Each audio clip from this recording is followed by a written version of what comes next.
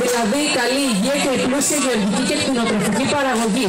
Τι είναι όμως οι Αράπηδες? Είναι μια εθνική παράδοση με έντονα την υπερβολή, το μαγικό και λατρευτικό στοιχείο, στην οποία συμμετέχουν οι κάτοικοι της περιοχής.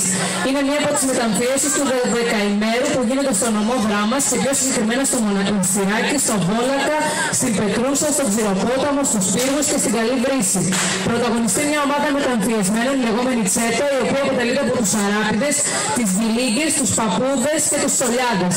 Οι Αράπηδες, φορώντας μακριές μαύρες κάπες με κουκούλες από δέρμα κατσίκας και κογούνια στη μέση τους, μαζί με τους Σολιάδες και τους Γιλίγκες, που είναι ντυμένοι με γυναικείες φορεσιές, συνοδευόμενοι από λύρες και νταϊρέδες, γυρίζουν από σπίτι σε σπίτι του χωριού ανταλλάσσοντας ευχές. Σε λίγο ακούγεται ο ήχος των μεγάλων κουδουνιών και οι Αράπηδες πραγματοποιούν μια εντυπωσιακή είσοδο στην πλατεία, κραδεύοντας τα μεγάλα ξύλινα σπαθιά τους και σκορπώντας τάχτες δεξιά και αριστερά. Με τον τρόπο αυτό ανοίγουν τον δρόμο για τα υπόλοιπα μέλη της Τσέτας, με πρώτους τους Σολιάδες που ακολουθούν χορεύοντας υπό τους ήχους της λύρας και του νταϊρέ.